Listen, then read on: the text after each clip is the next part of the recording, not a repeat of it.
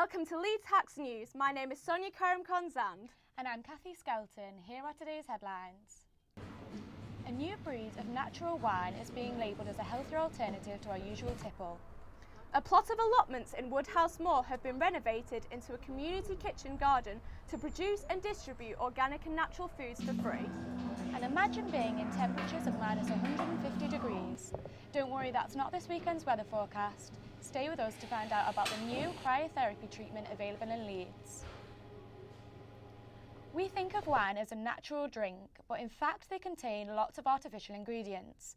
A number of bars and restaurants now stock additive-free wines, which have more unfiltered and earthier flavours compared to natural, regular wine. Charlotte Chitana gives us a taste. The interest in additive-free wines is on the rise. Wine Business magazine has estimated that even though the natural wine trend only accounts for 2% of the market, the movement is set to be a craze, with cities like New York, Paris and Copenhagen showing a demand for natural bars. By no means dirty, but it's definitely not been filtered. Michael, who makes this wine, and lots of natural winemakers believe that the sediment that's a natural byproduct of the winemaking contains so many of the flavour compounds and characteristics that come from the life of the vines that it'd be a real shame to filter them out. It's not a necessity, but this is a particularly strong example of a sort of lava lamp wine. This wine ferments on its skins for a short amount of time, which gives it a lot of colour. It's a practice you normally see with red wines, not white wines. On average, around 70 additives are added to a bottle of manufactured wine. In contrast, natural wines are free from additives and usually unfiltered. This gives the wine a different taste from bottle to bottle. It's a lot more expensive, and I guess the main way that it's more expensive is that it's a lot more risky. What winemakers use chemicals like sulfur dioxide, or when they use calcium carbonate, things like this. One of the main things they're doing is trying to stabilise the wine so that it's suitable to be packaged and to be sent away. In the olden days, if you want to imagine it, wine was just made and then it was drunk locally. It wasn't shipped around the world, it wasn't stored for years and years. Wine today moves all over the globe. As the trend is set to rise, you can now try additive-free natural wines at a number of bars here in Leeds. But since we've opened in Leeds, we have something specifically garnered towards it.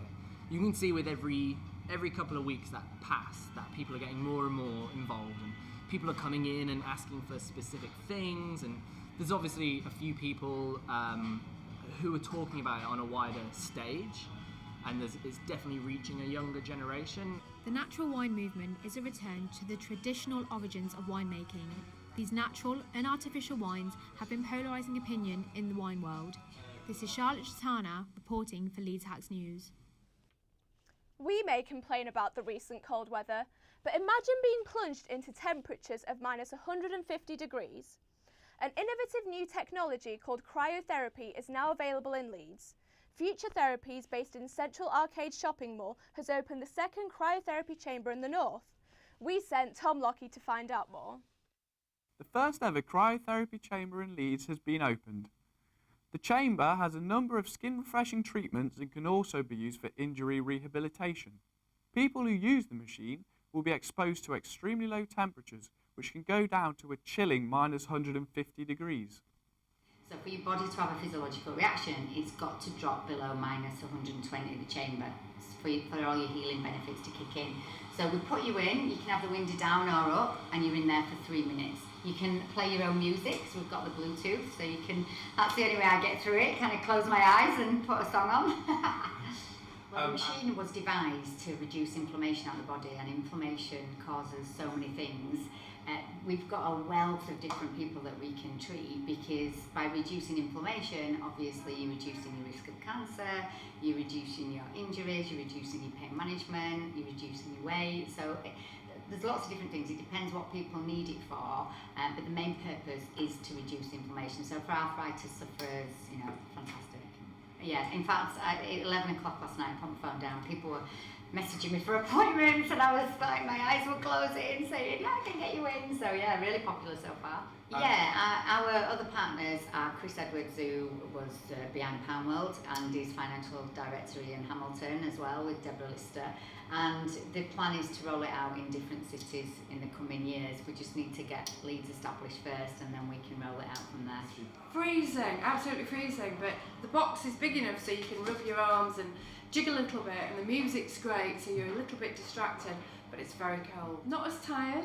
Had a busy week this week, been driving all day, every day, 4 hours at a throw, and I do feel a little bit invigorated, and I'm sure it'll get better. As the business continues to grow, Sarah is planning to open another 44 clinics across the UK, which will create another 1,000 jobs. I'm Tom Lockie for Leeds Hacks News. Earlier this year, the nation was shocked when the extent of period poverty was revealed. A group of young women in Leeds revealed that many girls are too poor to buy sanitary protection. Power Action Dignity Support, or PADS, is a campaign which is raising awareness against period poverty in the city. PADS supports 4 local charities for women: Freedom for Girls, Basis Yorkshire, Leeds Women's Aid and Women's Health Matters. Amy Irvine visited a PADS fundraising event. Earlier this year, it was reported how girls in Leeds were missing school because they couldn't afford sanitary protection. This problem hasn't gone away, and PADS are trying to raise awareness through fundraisers like this one at Hyde Park Book Club. PADS is basically a campaign I started to try and get students more aware of the issues women face in our community. I think Leeds has quite a big issue with women. We were the first ones to have realised period poverty was happening in our country among schoolgirls. It also was the first legalised red light district. There's obviously a lot of debate around that. So it's just sort of something to make young people aware of where they're living, especially students don't really realise what's happening outside of Hyde Park, outside of their community. And there's a lot of things that students can help out with, like fundraising and things, so it's just sort of a campaign to get the awareness out there.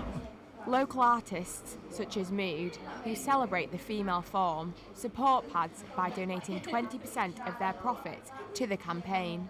PADS has quite a few similar aims to Mood, so spreading awareness about women's rights, loads of charities, so I just kind of wanted to link up with them. And I've made a t-shirt for them tonight that has lots of profits going towards what PADS does as well.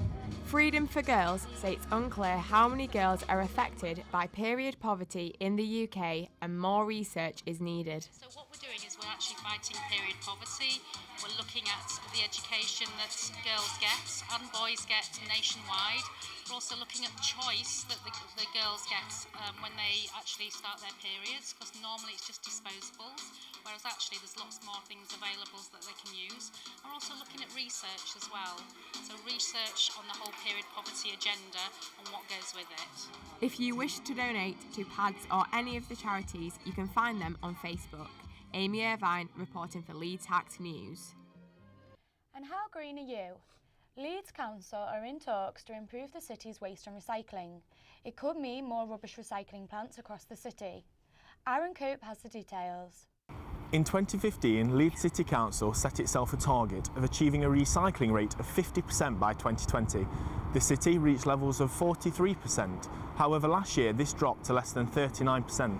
Worried that they will miss their 2020 target, the Executive Board here have launched consultation to set out a new waste management and recycling strategy to try and hit that 50% mark. So why has the city's recycling levels dropped, and what is the council doing to put it right? Is that the council itself lost momentum in terms of coming up with different ways of recycling, in that they got the low-hanging fruit to begin with. Now they're having to go into some of the areas of the city where it's been more difficult. So it's coming up with initiatives that you get people who don't naturally recycle. It's how we're going to educate people, because some people, I think, would find it difficult to potentially split their food up. By recycling the food, we can actually get some energy back out again, so it can be renewable, and we can then continue to put it back in again. You know, it's through the reduce, reuse, you know, and recycle bit of the triangle. And I think that's vitally important to us. It is probably the one major gap we have, the only other one being plastics. But food waste would be a little bit, because the amount of food we waste is just unbelievable. Yeah. You see, if you put hurdles again in the way of people, they just won't buy in. The public won't buy in. The public want the easiest route, and anything that makes it difficult, they're just not interested in. Although the city as a whole has seen a downturn in recycling, new initiatives such as the Revive Centre have been a huge success, hitting all targets within their first 6 months of opening. So what are these centres doing to buck the trend? We've made things a lot more accessible. I think given that we're located on the waste site, it's very easy for people to come in and just donate things here as well that we sell for the charities. What we also have is somebody actually located within the grounds of the waste site that actually talks to people as they're coming in, asking if they have any items that can be reused even, not even recycled.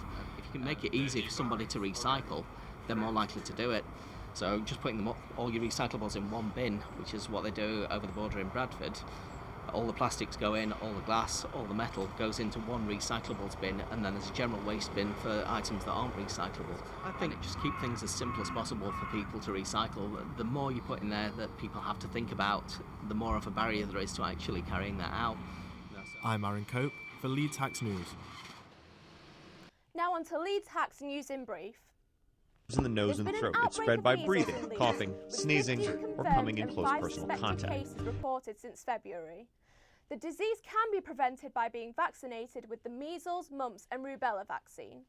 Public Health England are advising parents to check their children regularly for any symptoms and to arrange for children to have their jabs.